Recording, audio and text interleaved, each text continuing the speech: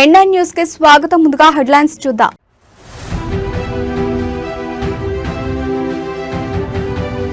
TDP Mahanadu చారిత్రక నిర్ణయం. రాజకీయాల్లో మహిళలకు 33% రిజర్వేషన్లు.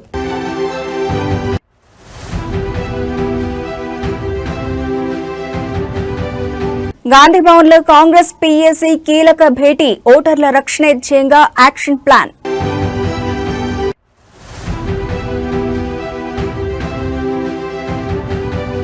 ఎస్వీ యూనివర్సిటీలో నకిలీ చలాన్ల కుంభకోణం. విద్యార్థుల ఫీజుల సొమ్ము నిలువునా స్వాహా.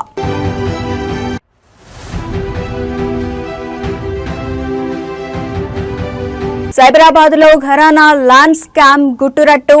గండిపేటలో 10 ఎకరాల ప్రభుత్వ భూమి కబ్జాకు కుట్ర. తెలుగుదేశం పార్టీ జాతీయ అధ్యక్షులు ఆంధ్రప్రదేశ్ ముఖ్యమంత్రి నారా చంద్రబాబు నాయుడు మరియు జాతీయ కార్యనిర్వాహక అధ్యక్షులు మంత్రి నారా లోకేష్ మహానాడు వేదికగా మహిళా సాధికారతకు సరికొత్త బాటలు వేస్తూ చారిత్రాత్మక ప్రకటన చేశారు.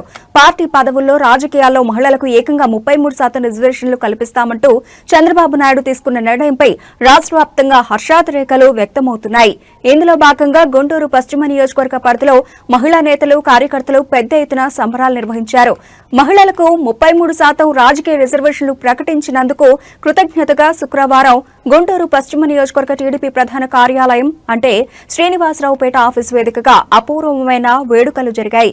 గుంటూరు పశ్చిమ నియోజకవర్గ ఎమ్మెల్యే గల్లా మాధవి ఈ సంబరాల ముఖ్య అతిథిగా పాల్గొని మహిళల్లో సరికొత్త ఉత్సాహాన్ని నింపారు. తెలుగుదేశం పార్టీ మొదటి నుండి మహిళా పక్షపాతి అని, నాడే ఎన్టీఆర్ ఆస్తిలో సమాన హక్కు కల్పిస్తే నేడు చంద్రబాబు లోకేష్ రాజకీయాల్లో సమాన వాటా కల్పిస్తూ సంచలన నిర్ణయం తీసుకున్నారని ఈ సందర్భంగా మహిళలు కొనియాడారు. అనంతరం చంద్రబాబు లోకేష్ల చిత్రపటాలకు మహిళలు ఘనంగా పాలాభిషేకం చేశారు. ఈ సంబరాల్లో ఎమ్మెల్యే గల్లా మాధవి మహిళలతో కలిసి స్వయంగా భారీ కేక్ కట్ చేసి స్వీట్లు పంచిపెట్టారు. వేలాది మంది మహిళా ప్రతినిధులు ఒకే తాటిపైకి వచ్చి thank you CM sir, thank you Lokesh అన్న అంటూ రాసి ఉన్న ప్లకార్డులను చేతబూని ప్రదర్శించారు. ఈ సందర్భంగా ఎమ్మెల్యే గల్లా మాధవి మాట్లాడుతూ మహానాడు వేదికగా ప్రకటించిన 33% రాజకీయ రిజర్వేషన్ నిర్ణయం చారిత్రాత్మకమైనది. చట్టసభల్లో మరియు పార్టీ పదవుల్లో మహిళలకు సరైన గుర్తింపునిచ్చి వారిని లీడర్లుగా మార్చాలన్న చంద్రబాబు విజన్ కు ఇది నిదర్శనం. లోకేష్ అన్న నేతృత్వంలో యువ మహిళా నాయకత్వం రాష్ట్రంలో సరికొత్త రికార్డులు సృష్టించబోతోందని స్పష్టం చేశారు. ఏ సమాజంలో స్త్రీ సాధికారత వైపు, ఉద్యోగ కల్పన వైపు, సుఖ సంతోషాల వైపు ఉంటుందో ఆ సమాజం అద్భుతంగా ఉంటుంది. ఈ రోజు గుంటూరు పశ్చిమ ఆఫీస్ లో మరి మహిళలకు రాజకీయ ప్రాతినిధ్యం ఇస్తూ 33% యావత్ దేశంలో అది అమలు అయినా అవ్వకపోయినా ఒక సమాజాన్ని మహిళ యొక్క పరిస్థితులను బట్టి, స్థితిగతులను బట్టి అంచనా వేయొచ్చు. మహిళ గనక నిజంగా తన స్థితిగతులు అద్భుతంగా ఉంటే ఖచ్చితంగా ఆ యొక్క సమాజం అద్భుతంగా ఉంటుంది. అది నమ్మిన పార్టీ, అది నమ్మిన నాయకత్వం మన చంద్రబాబు నాయుడు గారు, తెలుగుదేశం పార్టీ. మరి మనం చూసాం పార్లమెంట్ లో ఏ విధంగా దాన్ని ముందుకు తీసుకెళ్లి ఎంత దారుణంగా మహిళల పట్ల ఒక అన్యాయం జరిగిందో మనం అందరం చూసాం. అప్పటిదాకా ఇది అవుతుంది అన్న ఆలోచనతో, ఆనందంతో వెళ్లిన మాకు ఎంతో నిరాశ కలిగించడం కూడా మనం రాజకీయ పార్టీలు, ఆ రాజకీయ నాయకుల్ని మనందరం చూసాం. ఎక్కడ జరిగినా జరగకపోయినా ఈ యొక్క నిర్ణయం మాత్రం ఆంధ్ర రాష్ట్రంలో ముందుకు వెళ్తుంది. మా మహిళలు, మా ఆడపడుచులు ఖచ్చితంగా కూడా రాజకీయంగా కూడా ముందుకు వెళ్తారు. ఎందుకంటే మా ఆంధ్ర రాష్ట్ర ఆడపడుచులు పురోగతి వైపు, సాధికారత వైపు. ఆంధ్రప్రదేశ్ రాజకీయాల్లో డిఎస్సీ వ్యవహారం ఒక్కసారిగా పెను దుమారం రేపుతోంది. నిరుద్యోగులను నమ్మించి వంచారంటూ కూటమి ప్రభుత్వంపై ప్రతిపక్ష వైసీపీ సంచలన ఆరోపణలతో విరుచుకుపడింది. ప్రస్తుత డిఎస్సీ నోటిఫికేషన్ అసలు మెగా డిఎస్సీనే కాదని, అది నిరుద్యోగుల జీవితాలతో ఆడుకుంటున్న ఒక దగా డిఎస్సీ అని మాజీ మంత్రి అంబటి రాంబాబు తీవ్రంగా ధ్వజమెత్తారు. ఈ వ్యవహారంలో విద్యాశాఖ మంత్రి నారా లోకేష్ కు సిగ్గుంటే వెంటనే తన పదవికి రాజీనామా చేయాలని డిమాండ్ చేశారు. ప్రెస్ కాన్ఫరెన్స్ వేదికగా అంబటి రాంబాబు చేసిన ఈ పవర్ఫుల్ పొలిటికల్ కామెంట్స్ ఇప్పుడు చూద్దాం. తాజా డిఎస్సీ నియామకాల్లో పెద్ద ఎత్తున అవినీతి, అక్రమాలు చోటు చేసుకున్నాయని అంబటి రాంబాబు మండిపడ్డారు. ముఖ్యంగా అర్హులైన నిరుద్యోగ అభ్యర్థులకు అన్యాయం చేస్తూ స్పోర్ట్స్ కోటా సర్టిఫికెట్లను భారీ ధరకు అమ్ముకున్నారని ఆరోపించారు. నారా లోకేష్ ఆధ్వర్యంలో విద్యాశాఖలో సర్టిఫికెట్ల దందా నడుస్తోంది.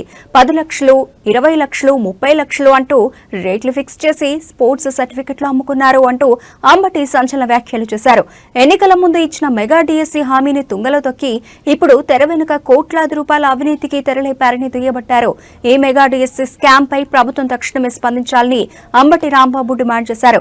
కూటమి ప్రభుత్వానికి విద్యాశాఖ మంత్రి నారా లోకేష్ కు నిజంగానే చిత్తశుద్ది ఉంటే ఈ మొత్తం డిఎస్సీ ప్రక్రియపై మరియు స్పోర్ట్స్ సర్టిఫికెట్ల వ్యవహారంపై కేంద్ర దర్యాప్తు సంస్థ సిబిఐతో పూర్తిస్థాయి విచారణ జరిపించాలని సవాల్ విసిరారు. నిరుద్యోగుల ఆశలను తాకట్టు పెట్టి సాగిస్తోన్న ఈ దగాపై న్యాయపరమైన రాజకీయ పోరాటాన్ని ఉధృతం చేస్తామని, బాధితులకు న్యాయం జరిగే వరకు తాము వదిలిపెట్టే ప్రసక్తే లేదని అంబటి రాంబాబు హెచ్చరించారు. చంద్రబాబు నాయుడు గారు ఎన్నికలకు ముందు మేము వస్తే మా మొదటి సంతకం మెగా డిఎస్సీ మీద అని చెప్పాడు. 2 సంవత్సరాల తర్వాత మెగా డిఎస్సీలో 16,000 పోస్టులను ఫిలప్ చేయడానికి పరీక్షలు నిర్వహించారు. ఇది మెగా డిఎస్సీ అని అందరూ అంటుంటే అది పెద్ద డగా డిఎస్సీ అని ప్రజలు, నిరుద్యోగులు, అటెండ్ అయినటువంటి వారు కూడా అంటున్నటువంటి తరుణం. అసలు ఎందుకు ఈ మెగా డిఎస్సీ దగా డిఎస్సీ అయింది, ఏమిటి ఆరోపణలు, ఒకటి మనం పరిశీలిద్దాం. నెంబర్ 1, కృష్ణా జిల్లాలో ఫస్ట్ ర్యాంక్ వచ్చిన అతను పేపర్ లోడింగ్లో ఉన్నాడంట, నవీన్ అనే అతను. ఎలా అలా పరీక్షల్లో భాగస్వామ్యమైన వ్యక్తికి ఎలా మొదటి ర్యాంక్ వచ్చిందనేది ఒక ప్రశ్న. పోనీ మొదటి ర్యాంక్ వస్తే అతను ఉద్యోగం ఇచ్చారా? ఇవ్వాల. బండారం బయటపడితే ఉద్యోగం ఆపారు. ఆపితే అతను ఊరుకున్నాడా? ఊరుకోలా. అతను హైకోర్టుకి వెళ్ళాడు. హైకోర్టు చివాట్లు పెట్టింది. ఏంటిది అంటున్నా, ఇది అవకతవక కాదా చెప్పాలి ముఖ్యమంత్రి గారు. సరే, ముఖ్యమంత్రి గారికి ఏం సంబంధం అని అంతా మన లోకేష్ బాబు గారు చూస్తున్నాడు అంటే లోకేష్ బాబు గారు దీనికి సమాధానం చెప్పాలి. నిన్న చంద్రబాబు నాయుడు గారు మహానాడులో గొంతు చించుకుని మాట్లాడుతూ ట్రాన్స్పరెన్సీగా మెగా డిఎస్సీ నిర్వహించామని. ఎక్కడ ట్రాన్స్పరెన్సీగా నిర్వహించారు? 16,000 పోస్టులుంటే 3% చొప్పున. తెలంగాణ రాజకీయాల్లో ఓట్ల వేట రాజ్యాంగ పరిరక్షణ ధ్యేయంగా అధికార కాంగ్రెస్ పార్టీ తన పొలిటికల్ గేర్ను మార్చింది. గాంధీ భవన్లో అత్యంత కీలకమైన పీఏసీ సమావేశం ముగిసిన అనంతరం కాంగ్రెస్ అధిష్టానం మీడియా ముందుకొచ్చింది. కేంద్రంలోని బీజేపీ ప్రభుత్వం రాజకీయ దురుద్దేశంతో చేపడుతున్న స్పెషల్ ఇన్స్టిట్యూషనల్ రివ్యూ వెరిఫికేషన్ ప్రక్రియపై కాంగ్రెస్ పార్టీ తీవ్ర స్థాయిలో నిప్పులు జరిగింది. దేశంలో ఎన్నికల కమిషన్ స్వతంత్రంగా కాకుండా పూర్తిగా బీజేపీకి అనుకూలంగా పనిచేస్తోందని పీఏసీ వేదికగా సంచలన ఆరోపణలు చేసింది. ఓటర్ల గుర్తింపు జాబితాల వెరిఫికేషన్ పేరుతో క్షేత్రస్థాయిలో సాగుతున్న ప్రక్రియపై ప్రజల్లో తీవ్ర ఆందోళన నెలకొందని కాంగ్రెస్ నేతలు స్పష్టం చేశారు. దీనిని తిప్పికొట్టేందుకు రాష్ట్ర వ్యాప్తంగా ఉన్న 34,000 పోలింగ్ స్టేషన్లలో ప్రత్యేక కమిటీలను నియమిస్తున్నట్లు ప్రకటించారు. ప్రతి బూత్ను ఒక సింగిల్ యూనిట్ గా తీసుకుని ఓట్ల తొలగింపు, చేర్పులపై అత్యంత పారదర్శకంగా పరిశీలన చేయాలని పీఏసీ సమావేశంలో కీలక నిర్ణయం తీసుకున్నారు. రాజకీయ ప్రయోజనాల కోసం ఓటర్ల జాబితాతో ఆటలాడితే ఊరుకునేది లేదని కేంద్ర పెద్దలను హెచ్చరించారు. ఈ మెగా ఓటర్ ప్రొటెక్షన్ డ్రైవ్ లో భాగంగా తెలంగాణలోని అన్ని 119 నియోజకవర్గాల్లో ఉన్న కాంగ్రెస్ పార్టీ బూత్ లెవెల్ ఏజెంట్లకు రాబోయే 10 రోజుల్లో హై లెవెల్ పొలిటికల్ ట్రైనింగ్ ఇవ్వనున్నట్లు మీడియా సమావేశంలో వెల్లడించారు. క్షేత్రస్థాయిలో ఓటర్లకు అవగాహన కల్పించడం, నకిలీ సర్వేలను అడ్డుకోవడంపై వీరికి దిశానిర్దేశం చేయనున్నారు. దేశంలో రాజ్యాంగ పరిరక్షణలో భాగంగానే తాము ఈ భారీ కార్యక్రమాన్ని ప్రతిష్టాత్మకంగా చేపట్టామని, సాధారణ పౌరులు తమ పవిత్రమైన ఓటు హక్కును కోల్పోకుండా ఉండేందుకు కాంగ్రెస్ శ్రేణులు సైనికులా పనిచేస్తాయని నేతలు స్పష్టం చేశారు. అధ్యక్షతన పీఏసీ మరియు పీసీసీ అడ్వైజరీ కమిటీ సమావేశం జరిగింది. ఇందులో AICC incharge secretary Meenakshi Natarajan garu, గౌరవ ముఖ్యమంత్రి రేవంత్ రెడ్డి గారు, పీసీసీ కార్యదర్శి తెలంగాణ ఇన్ఛార్జ్ సచిన్ సావంత్ గారు, అదేవిధంగా ప్రభుత్వ అడ్వైజర్లు, మంత్రులు, ఏఐసీసీ కార్యదర్శులు సంపత్ గారు, కుసుమ్ కుమార్ గారు, మిగతా పార్టీ అనుబంధ సంఘాలందరూ కూడా ఈ సమావేశంలో పాల్గొనడం జరిగింది. ఈ సమావేశంలో ఏదైతే స్పెషల్ ఇంటెన్సివ్ రివిజన్ జరుగుతూ ఉందో సంబంధించినటువంటి తెలంగాణలో కాంగ్రెస్ పార్టీ తరఫున ఉన్నటువంటి 34,000 చిల్లర పోలింగ్ స్టేషన్లో బిఎల్ఎల నియామకం చేపట్టి ఎక్కడ కూడా అర్హత కలిగినటువంటి ఓటును తొలగించకుండా రాజకీయ దురుద్దేశంతో, ఎందుకంటే ఇటీవల జరిగినటువంటి రివ్యూ జరిగినటువంటి రాష్ట్రాల్లో, ఉదాహరణకు బెంగాల్ తీసుకున్నా, అస్సాం తీసుకున్నా, వేరే రాష్ట్రాల్లో రాజకీయ దురుద్దేశంతో ఓట్లను తొలగించేటువంటి ప్రధాన ఎజెండాతోటి ఈ ప్రక్రియ జరుగుతూ ఉంది. గతంలో 2003 ప్రాంతం రాజన్న సిరిసిల్ల జిల్లా కేంద్రంలో ఇవాళ ఉదయం తీవ్ర విషాదం చోటు చేసుకుంది. సిరిసిల్ల మున్సిపాలిటీ పరిధిలోని 22వ ward BRS councillor Kasarla Padma ఇవాళ ఉదయం అకస్మాత్తుగా గుండెపోటుతో కన్నుమూశారు. నిరంతరం ప్రజల్లో ఉంటూ వార్డు అభివృద్ధి కోసం శ్రమించే ఒక చురుకైన మహిళా నాయకురాలు ఇలా హఠాన్మరణం చెందడంతో సిరిసిల్ల నియోజకవర్గ వ్యాప్తంగా తీవ్ర దిగ్భ్రాంతి నెలకొంది. ఈ సమాచారం అందిన వెంటనే స్థానిక MLA BRS working president Kalvakuntla Taraka Rama Rao సిరిసిల్లకు చేరుకున్నారు. కాసర్ల పద్మ భౌతిక కాయాన్ని సందర్శించి నయనాల మధ్య నివాళులర్పించారు. 27వ వార్డు కౌన్సిలర్ కాసర్ల పద్మ ఇవాళ ఉదయం నివాసంలో ఉండగానే ఒక్కసారిగా తీవ్ర గుండెపోటుకు గురయ్యారు. కుటుంబ సభ్యులు ఆసుపత్రికి తరలించేలోపే ఆమె తుదిశ్వాస విడిచారు. పద్మ మరణ వార్త వినగానే సిరిసిల్ల మున్సిపల్ ప్రజాప్రతినిధులు, పార్టీ శ్రేణులు, వార్డు ప్రజలు పెద్ద ఎత్తున ఆమె నివాసానికి చేరుకుని కన్నీరు మున్నీరయ్యారు. తన నియోజకవర్గంలో నమ్మకమైన నాయకురాల్ని కోల్పోవడంతో కలత చెందిన మాజీ మంత్రి కేటీఆర్ పద్మ భౌతిక కాయం వద్ద పుష్పగుచ్చం ఉంచి ఘనంగా నివాళులర్పించారు. పార్టీ కోసం ఆమె చేసిన సేవల్ని ఈ సందర్భంగా గుర్తు చేసుకున్నారు. నివాళులర్పించిన అనంతరం కన్నీరు మున్నీరవుతున్న కాసర్ల పద్మ భర్త, పిల్లలు మరియు కుటుంబ సభ్యుల చెంతకు వెళ్ల కేటీఆర్ వారిని ఎంతో ఆత్మీయంగా ఓదార్చారు. తీవ్ర దుఃఖంలో ఉన్న కుటుంబ సభ్యుల చేతులను పట్టుకుని ధైర్యం చెప్పారు. అండగా ఉంటానంటూ భరోసా ఇచ్చారు. కాసర్ల పద్మ అకాల మరణం మన సిరిసిల్ల పట్టణానికి, పార్టీకి తీరని లోటు. ప్రజల మనిషి గుర్తింపు తెచ్చుకున్న ఆమె ఆత్మకు శాంతి చేకూరాలని కేటీఆర్ ప్రార్థించారు. బాధిత కుటుంబానికి బీఆర్ఎస్ పార్టీ అన్ని విధాలా అండగా ఉంటుందని, ఏ అవసరం వచ్చినా తాము ముందుంటామని ఆయన హామీ ఇచ్చారు.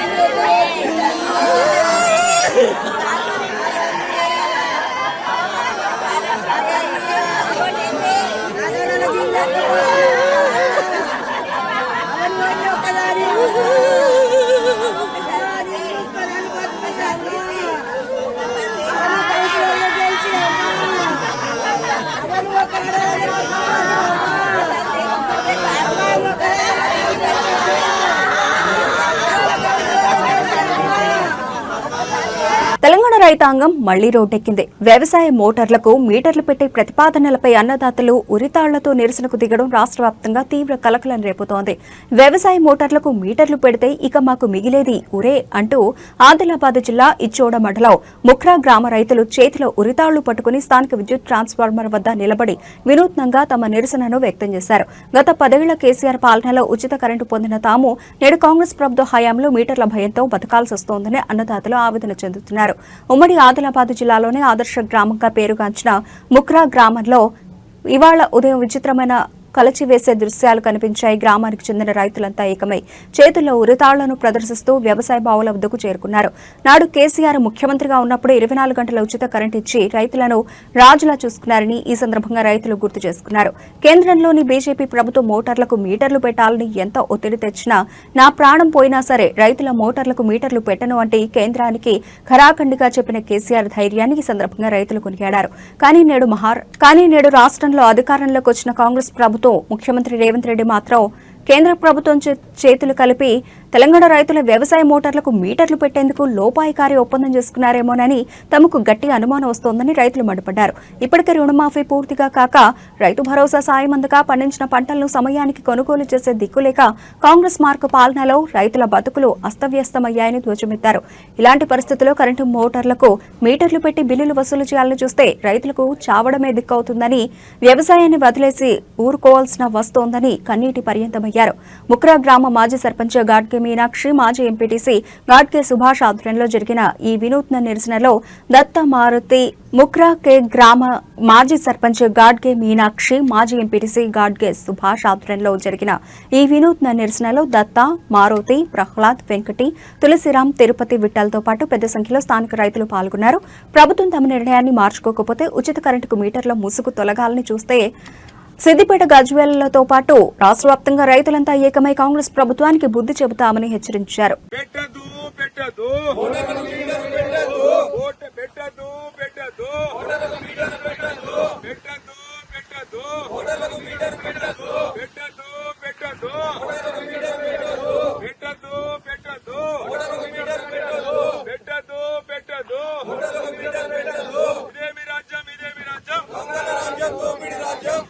మీటర్లు పెడితే వ్యవసాయ క్షేత్ర మోటార్లకు మీటర్ పెడితే వ్యవసాయానికి మీటర్లు పెడితే వ్యవసాయానికి బోర్లకు మీటర్లు పెడితే వ్యవసాయానికి మోటార్లకు మీటర్లు పెడితే జై తెలంగాణ రాజ్యం ఇదేమి రాజ్యం వద్దురా నాయనా వద్దురా నాయనా వద్దురా నాయనా 24 గంటల రైతులకు ఉచిత కరెంట్ వెంటనే 24 గంటల రైతులకు ఉచిత కరెంట్ వెంటనే రైతులకు 24 గంటల ఉచిత కరెంట్ వెంటనే. తిరుపతి శ్రీ వెంకటేశ్వర విశ్వవిద్యాలయంలో అత్యంత ఘోరమైన విద్యారంగాన్ని కుదిపేసే మెగా ఆర్థిక కుంభకోణం బట్టపైలైంది. ఎస్వీ యూనివర్సిటీ అధికారుల నకిలీ సంతకాలు, నకిలీ స్టాంపులను సృష్టించి విద్యార్థులు చెల్లించే ఫీజులను నిలువునా దోపిడీ చేస్తున్న అంతర్గత దందా వెలుగులోకొచ్చింది. యూనివర్సిటీ రెక్టర్ అప్పారావు ఇచ్చిన అధికారిక ఫిర్యాదుతో రంగంలోకి దిగిన ఎస్వీ యూనివర్సిటీ పోలీసులు వర్సిటీలో పనిచేస్తున్న 2 ఉద్యోగులపై క్రిమినల్ కేసు నమోదు చేశారు. యూనివర్సిటీ అడ్మినిస్ట్రేటివ్ విభాగంలో గత కొంతకాలంగా ఫీజుల చెల్లింపులో తీవ్ర వ్యత్యాసాలు వస్తున్నట్లు ఉన్నతాధికారులు గుర్తించారు. ఈ క్రమంలో నిన్న జరిపిన అంతర్గత తనిఖీల్లో నమ్మలేని నిజాలు బయటపడ్డాయి. కేవలం నిన్న ఒక్కరోజే 27 నకిలీ చలాన్ల ద్వారా అక్షరాల 65 లక్షల 65,686 రూపాయల ఆర్థిక అవకతవకలు జరిగినట్లుగా అధికారులు ప్రాథమికంగా గుర్తించారు. విద్యార్థుల నుండి అసలు ఫీజు వసూలు చేసి యూనివర్సిటీ రికార్డుల్లో మాత్రం నకిలీ చలాన్లు సృష్టించి ఫీజుల సొమ్మును స్వాహా చేస్తున్నట్లు ఆడిట్లో తేలింది. ఈ నకిలీ చలాన్ల దందా వెనుక యూనివర్సిటీ అంతర్గత సిబ్బంది హస్తం ఉన్నట్లు అధికారులు పక్కా ఆధారాలతో నిరూపించారు. వర్సిటీ ఫీజుల కౌంటర్లో పనిచేస్తున్న చిరంజీవి నాయక్తో పాటు జియాలజీ విభాగంలో అకాడమిక్ కన్సల్టెంట్ గా విధులు నిర్వహిస్తోన్న శంకర్ అనే వ్యక్తి ఈ భారీ స్కామ్ కు సూత్రధారులుగా ఉన్నట్లు తేల్చారు. రెక్టర్ అప్పారావు ఫిర్యాదు మేరకు ఎస్వీ యూనివర్సిటీ పోలీసులు క్రైమ్ నంబర్ 54/2026 కింద కేసు నమోదు చేశారు. SV university incharge CI Ramakrishna నేతృత్వంలో ప్రత్యేక బృందం విచారణ ప్రారంభించింది. ఈ కుంభకోణ స్థాయి ఎంత పెద్దతో తేల్చేందుకు వర్సిటీ పరిధిలోని దాదాపు 5,335 అప్లికేషన్లను సమగ్రంగా విచారించాల్సి ఉందని పోలీసులు స్పష్టం చేస్తున్నారు.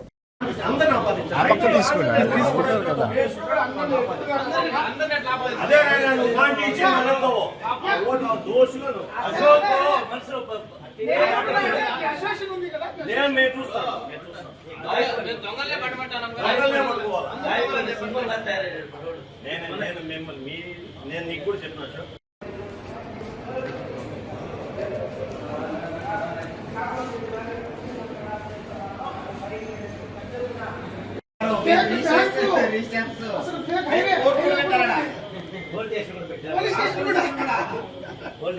ఎవరు కనుక్కోలేదు అట్లా ఆ లెవెల్లో చేశారు. చూడు మళ్ళీ దళిత ద్రోహి అయిపోతాం. మళ్ళీ లేదు నేను మీరు న్యాయం ఎట్లుంటే ఏం మాట్లాడదు. కార్పొరేట్ విద్యా సంస్థల ఒత్తిడి, వేధింపులు మరో విద్యార్థి నిండు ప్రాణాన్ని బలి తీసుకున్నాయి. కృష్ణా జిల్లా గన్నవరం మండలం కేసరపల్లిలోని శ్రీ చైతన్య జూనియర్ కాలేజీ క్యాంపస్లో ఇవాళ ఒక తీవ్ర విషాదకర ఘట్టం వెలుగు చూసింది. అనంతపురం జిల్లాకు చెందిన యశ్వంత్ అనే విద్యార్థి కాలేజీ హాస్టల్ గదిలోనే ఫ్యాన్ కు ఉరివేసుకుని ఆత్మహత్యకు పాల్పడ్డాడు.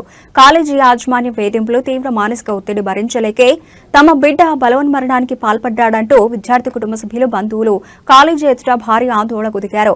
అనంతపురం జిల్లా నుండి వచ్చి గన్నవరం కేసరపల్లి శ్రీ చైతన్య బ్రాంచ్ లో ఇంటర్ చదువుతున్న యశ్వంత్ ఇవాళ హాస్టల్ గదిలో ఎవరూ లేని సమయంలో ఫ్యాన్ కూరివేసుకున్నాడు. తోటి విద్యార్థులు గమనించి యాజమాన్యానికి తెలపడంతో ఈ ఘోరం బయటపడింది. విషయం తెలిసి అనంతపురం నుండి పరుగున వచ్చిన తల్లిదండ్రులు తమ కొడుకు మృతదేహాన్ని చూసి అనంతపురం నుండి పరుగున వచ్చిన తల్లిదండ్రులు తమ కొడుకు మృతదేహాన్ని చూసి గుండెలవిసేలా బాదుకుంటున్నారు. చదువు పేరుతో కాలేజీ స్టాఫ్ వేధించడం వల్లే తమ కుమారుడు మానసిక క్షోభకు గురై ఘాతుకానికి పాల్పడ్డాడని, ఇందుకు కాలేజీ యాజమాన్యమై పూర్తి బాధ్యత వహించాలని కన్నీరు మున్నీరవుతున్నారు. ఈ ఘటనతో శ్రీ చైతన్య కాలేజీ వద్ద ఒక్కసారిగా ఉద్రిక్త వాతావరణం ఏర్పడింది. విద్యార్థి సంఘాలు, కుటుంబ సభ్యులు కాలేజీ లోపలికి దూసుకెళ్లేందుకు ప్రయత్నించడంతో పరిస్థితిని అదుపు చేసేందుకు గన్నవరం పోలీసులు భారీగా తరలివచ్చారు. మరోవైపు ఈ దారుణంపై నిజాలు బయటకు రాకుండా ఉండేందుకు కాలేజీ యాజమాన్యం అత్యంత వివాదాస్పదంగా వ్యవహరించింది. మీడియా ప్రతినిధులను లోపలికి అనుమతించకుండా కాలేజీ ప్రధాన గేట్లను మూసివేసి అడ్డుకుంది. యాజమాన్యం తప్పు చేసింది కాబట్టే ఇలా భయపడి గేట్లు వేసిందని, లోపల ఏం జరిగిందో దాచేందుకు ప్రయత్నిస్తున్నారంటూ అక్కడ ఉన్న ప్రజా సంఘాలు మరియు బంధువులు తీవ్ర ఆగ్రహం వ్యక్తం చేస్తున్నారు.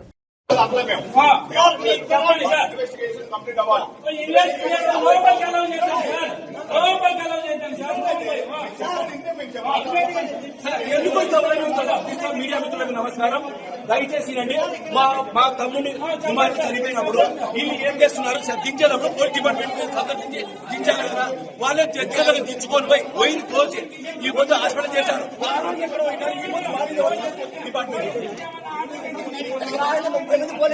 హైదరాబాద్ నగరంలో మరోసారి భారీ అగ్ని ప్రమాదం కలకలం రేపింది.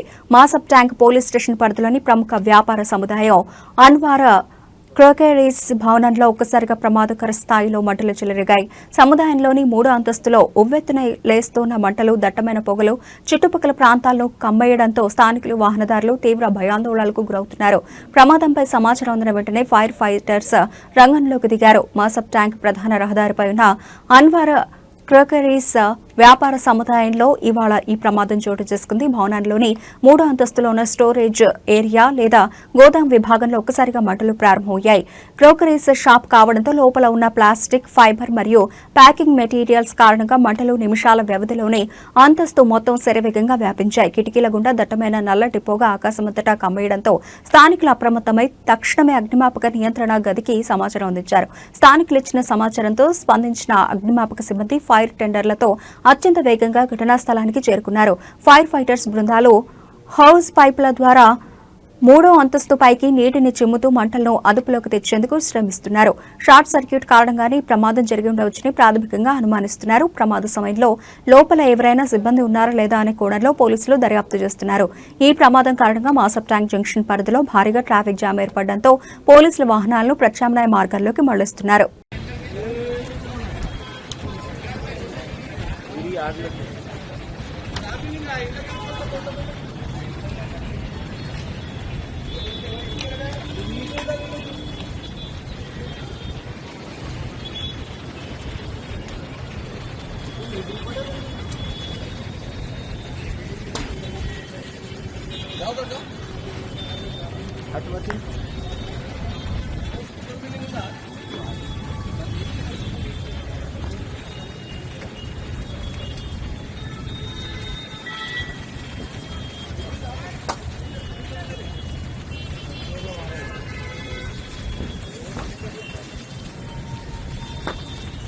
హైదరాబాద్ రియల్ ఎస్టేట్ హబ్ నడిబొడ్డున కోట్లాది రూపాయల ప్రభుత్వ భూమిని నకిలీ పత్రాలతో నొక్కేయాలని చూసిన ఒక ఘరానా ముఠా గుట్టును సైబరాబాద్ పోలీసులు రట్టు చేశారు.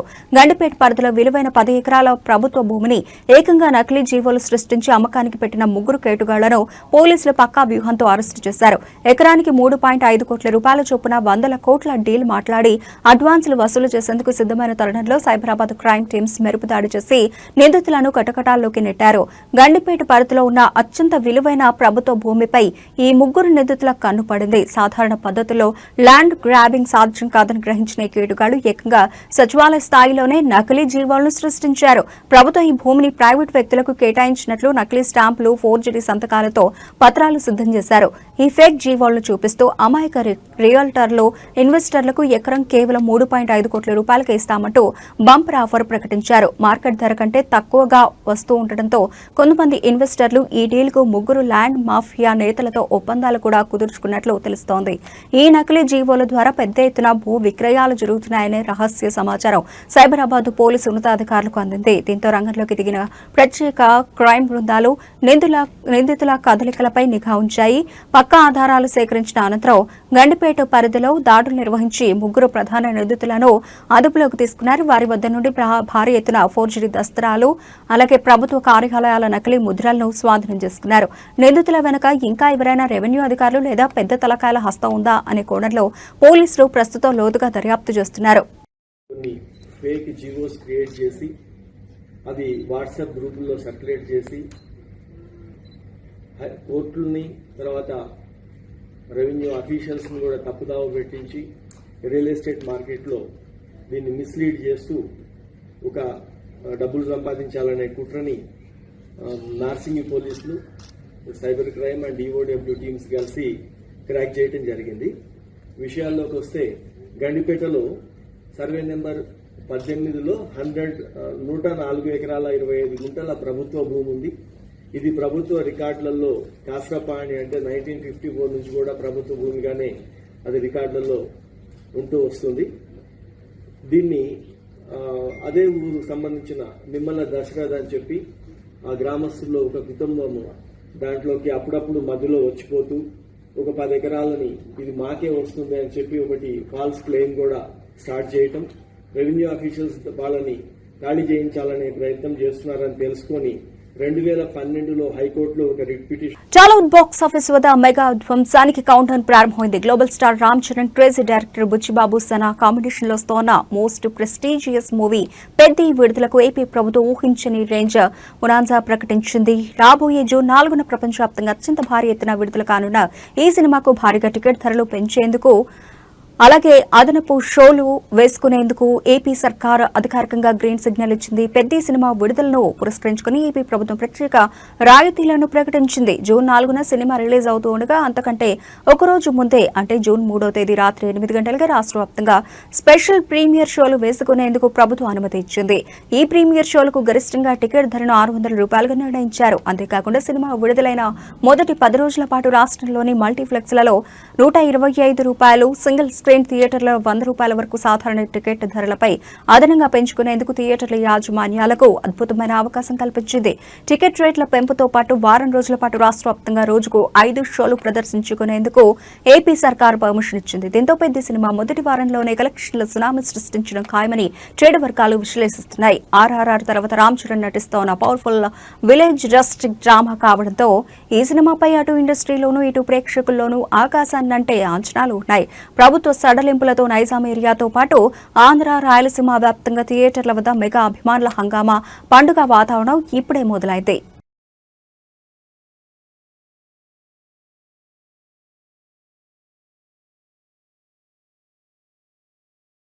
పసిడి ప్రేమికులకు మరియు వినియోగదారులకు ఇవాళ బులియన్ మార్కెట్ నుండి ఒక బిగ్ రిలీఫ్ లభించింది. గత కొంతకాలంగా ఆకాశమే హద్దుగా దూసుకుపోతున్న పసిడి ధరలు ఇవాళ హైదరాబాద్ బులియన్ మార్కెట్లో ఒకసారిగా దిగి వచ్చాయి. ఇటు 24 క్యారెట్ల మేలిమి బంగారంతో పాటు అటు ఆభరణాల తయారీకి వాడే 22 క్యారెట్ల పసిడి ధరలు కూడా మార్కెట్లో గణనీయంగా పతనమయ్యాయి.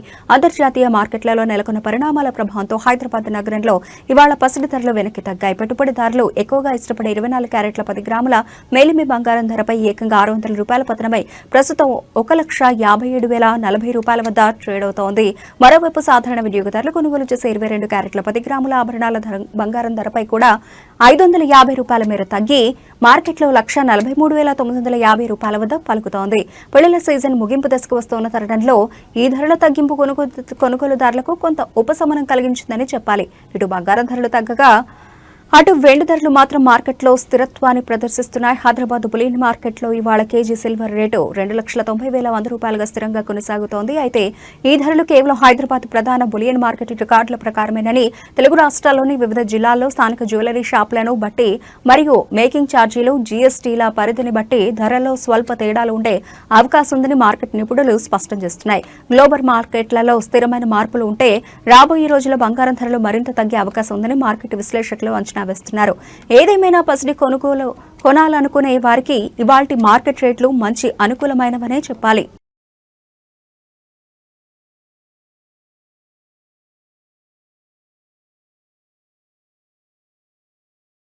తెలంగాణ రాష్ట్రంలో వాతావరణం ఒక్కసారిగా విచిత్రమైన మలుపు తిరిగింది. ఒకవైపు భానుడు తన ప్రతాపాన్ని చూపిస్తూ వడగాలులతో జనాన్ని వణికిస్తూ ఉంటే మరోవైపు అకాల మేఘాలు కమ్ముకొని వర్షాలతో పలకరించబోతున్నాయి. రాష్ట్రంలో ఈ రోజు కొన్ని చోట్ల తీవ్రమైన వడగాలులు వీస్తాయని, అదే సమయంలో మరికొన్ని చోట్ల ఉరుములు మెరుపులతో కూడిన వర్షాలు పడే అవకాశం ఉందని హైదరాబాద్ వాతావరణ కేంద్రం వెల్లడించింది. రాష్ట్రంలోని దక్షిణ మరియు పశ్చిమ జిల్లాల పరిధిలో వాతావరణం ఒక్కసారిగా చల్లబడనుంది. నల్గొండ, సూర్యాపేట, నాగర్ కర్నూలు, వనపర్తి, జోగులాంబ, గద్వాల జిల్లాల్లో అక్కడక్కడ ఉరుములు మెరుపులతో కూడిన గాలివాన పడే అవకాశం ఉందని వాతావరణ అధికారులు తెలిపారు. ఉపరితల ఆవర్తనం కారణంగా ఈ అకాల వర్షాలు కురిసే అవకాశం ఉండడంతో చేతికొచ్చిన పంటను కాపాడుకునే పనిలో అన్నదాతలు పడ్డారు. ముఖ్యంగా ఉరుములు పడే సమయంలో ప్రజలు చెట్ల కింద, విద్యుత్ స్తంభాల వద్ద ఉండవద్దని అధికారులు హెచ్చరిస్తున్నారు. వర్షాల ముప్పు ఇలా ఉంటే తూర్పు తెలంగాణ జిల్లాలు మాత్రం నిప్పుల కొలిమిలా మండుతున్నాయి. ఖమ్మం, నల్గొండ, సూర్యాపేట, మహబూబాబాద్ జిల్లాలో ఇవాళ అక్కడక్కడ తీవ్రమైన వడగాలులు వీస్తాయని ఐఎండీ పేర్కొంది. నిన్నటి ఉష్ణోగ్రతలు పరిశీలిస్తే ఆసిఫాబాద్ జిల్లా దహేగాంలో రికార్డు స్థాయిలో 46.3 డిగ్రీల సెంటీగ్రేడ్ గరిష్ట ఉష్ణోగ్రత నమోదైంది. అంతేకాకుండా రాష్ట్రంలోని మరో 10 జిల్లాల్లో దారుణంగా 45.2 డిగ్రీల సెంటీగ్రేడ్ కి పైగా ఉష్ణోగ్రతలు నమోదయ్యాయి. దీంతో మధ్యాహ్నం వేళ ప్రజలు ఇళ్ల నుంచి బయటకు రావాలంటేనే వణికిపోతున్నారు. ఒకే జిల్లాలో ఒకవైపు ఎండలు, మరోవైపు వర్షాలు కురిసే వాతావరణం ఉండడంతో ప్రజలు ఆరోగ్యాల పట్ల జాగ్రత్తగా ఉండాలని వైద్యులు సూచిస్తున్నారు. ముఖ్యంగా వడదెబ్బ తగలకుండా తగిన జాగ్రత్తలు తీసుకోవాలని హెచ్చరిస్తున్నారు.